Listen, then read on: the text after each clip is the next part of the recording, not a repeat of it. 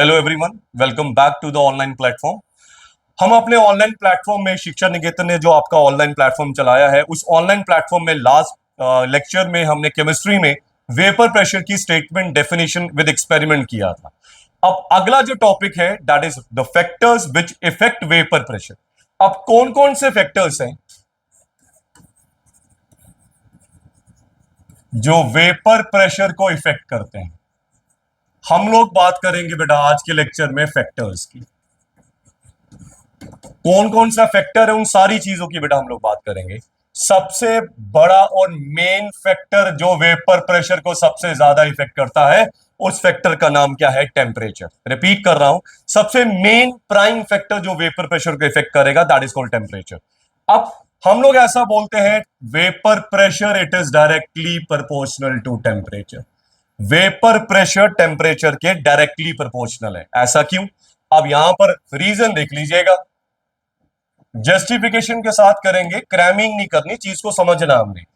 जब आपका temperature increase किया जाएगा तो उसके कारण बेटा जी नंबर ऑफ वेपर वो आपके क्या करेंगे? इंक्रीज करेंगे। रिपीट कर रहा हूं, टेम्परेचर इंक्रीज करोगे, नंबर ऑफ वेपर्स इंक्रीज करेंगे।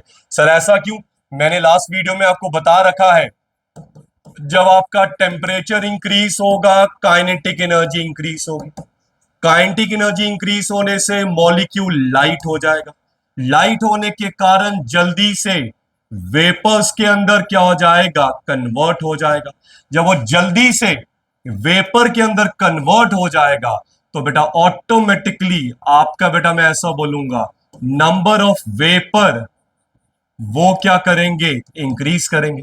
जब नंबर ऑफ वेपर इंक्रीज करेंगे तो भाई लोगों वेपर प्रेशर ऑटोमेटिकली क्या करेगा? इंक्रीज करेगा। Hence vapour pressure and temperature they are directly proportional. ये आपका आ गया पहला फैक्टर, ये सबसे मेन फैक्टर है। उसके बाद आएगा बॉन्ड स्ट्रेंथ। ये भी आप एक मेन क्राइटेरिया कह सकते हो, मेन फैक्टर कह सकते हो चीजों को समझाने के लिए। आप देखिए बेटा अगला जो है that is called as bond strength. अब बॉन्ड स्ट्रेंथ कैसे इफेक्ट करेगा तो उन चीजों को बेटा हम लोग समझेंगे। अब उन पॉइंट्स को बेटा कैसे समझेंगे तो ध्यान रखना, vapour pressure it is inversely proportional to bond strength. Repeat कर रहा हूं, vapour pressure and bond strength they are inversely proportional. कैसे जस्टिफाई करो? अब देखिए बेटा, अगर आपका बॉन्ड स्ट्रॉन्गर हुआ, रिपीट कर रहा हूं, अगर आपका बॉन्ड क्या होता है? स्ट्रॉन्गर होगा, तो बेटा अल्टीमेटली वहां पर क्या होगा? नंबर ऑफ वेपर भाई लोगों क्या बनेंगे? कम बनेंगे। अगर बॉन्ड स्ट्रॉन्गर है नंबर ऑफ वेपर्स कम बनेंगे। जब नंबर ऑफ वेपर्स कम बनेंगे तो ऑटोमेटिकली वेपर प्रेशर भी क्या आ जाएगा? कम आ जाएगा। इसलिए बेटा जिस कंपाउंड में, जिस मॉलिक्यूल में बॉन्ड स्ट्रॉन्गर होता है वहां पर वेपर्स कम बनते हैं। जब वेपर्स कम बनेंगे तो ऑटोमेटिकली वेपर प्रेशर भी क्या आएगा? कम आएगा। तो तभी हम कहते हैं bond strength and vapour pressure they are inversely proportional. अगला पॉइंट आ जाएगा that is called surface area. इसको लेके बहुत बड़ा मिथ है भाई, और कई बच्चे इस चीज को गलत भी रिलेट करते हैं। हमें ऐसा लगता है कि vapour pressure and surface area there would be directly proportional, but ऐसा कुछ नहीं है बेटा। Vapour pressure does not depends upon surface area. ये ध्यान रखिएगा, बहुत बार डिफरेंट डिफरेंट ऑब्जेक्टिव एग्जामिनेशन में पूछा गया है कि आपका vapour pressure and surface area आपस में क्या रिलेशन रखता है। तो ध्यान रखिएगा बेटा, वेपर प्रेशर सरफेस एरिया के ऊपर बिल्कुल भी डिपेंड ओवर नहीं करता है। ये चीज इंपॉर्टेंट, हम लोग कॉमनली कहेंगे there is no relationship between vapour pressure and surface area. उसके बाद अगला आएगा amount of non volatile solute. अब पहला पॉइंट तो यही है भाई कि नॉन वोलाटाइल सॉल्यूट क्या है। बेटा नमक it is a non volatile solute. कोई भी ऐसी चीज जो बेटा खुद में खुद या थोड़ा सा इनिशिएट करने पे वेपर्स में ना कन्वर्ट हो उसको बोलते हैं नॉन वोलाटाइल सॉल्यूट। क्या बोला जाता है? Non volatile solute.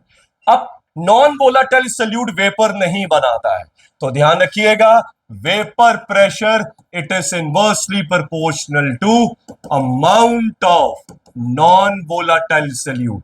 जितना नॉन वोलाटाइल सल्यूट ज्यादा डालेंगे उतना आपके वेपर्स क्या बनेंगे, कम। जितने वेपर्स क्या बनेंगे, कम, उतना वेपर प्रेशर वो भी क्या बोला जाएगा, कम। That's why vapour pressure and non volatile solute they are inversely proportional, they are inversely proportional. अब उसके बाद एक ऑब्जेक्टिव एग्जामिनेशन में पूछा गया था, that is called as viscosity. Viscosity को मैं ऐसे समझ सकता हूं, फिजिक्स में तो अलग अलग मतलब है, सिंपल लेमन लैंग्वेज में जो हम केमिस्ट्री में रिलेट करते हैं, गाढ़ापन, थिकनेस। अब विस्कोसिटी का मतलब है गाढ़ापन। जितना सोल्यूशन गाढ़ा होगा उतना भैया बॉन्ड स्ट्रॉन्गर होगा।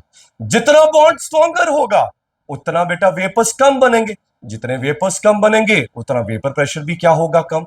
हेंस हम लोग ऐसा कहेंगे कि vapour pressure it is inversely proportional to viscosity. जो सोल्यूशन ज्यादा थिक होते हैं उसके अंदर वेपर प्रेशर क्या होता है, कम माना जाता है। तो ये आपके बेटा प्राइम फैक्टर्स हैं जिसके ऊपर हमारा जो वेपर प्रेशर है वो क्या करता है बेटा, आपका डिपेंड करता है। आने वाले लेक्चर्स में अब एक चीज पढ़ोगे, that is called as Raoult's law. Raoult's law के बेसिस पे हम लोग वेपर प्रेशर को रिलेट करेंगे मोल फ्रैक्शन के साथ। ये किसी कॉम्पिटिटिव एग्जामिनेशन में बेटा जी ऑब्जेक्टिव पूछा गया है कि आपका वेपर प्रेशर को किस कंसंट्रेशन टर्म के साथ रिलेट किया जाता है। तो वेपर प्रेशर को रिलेट किया जाता है मोल फ्रैक्शन कंसंट्रेशन टर्म के साथ। तो बेटा यहाँ से क्लियर हो गया कि जो वेपर प्रेशर है it is a function of mole fraction. That means mole fraction change करोगे तो वेपर प्रेशर वो भी क्या करेगा, चेंज करेगा। तो अगर हमारा कंटेंट अच्छा लग रहा है तो प्लीज हमारी वीडियो को लाइक, शेयर एंड सब्सक्राइब करें हमारे चैनल को। Thank you and have a nice day.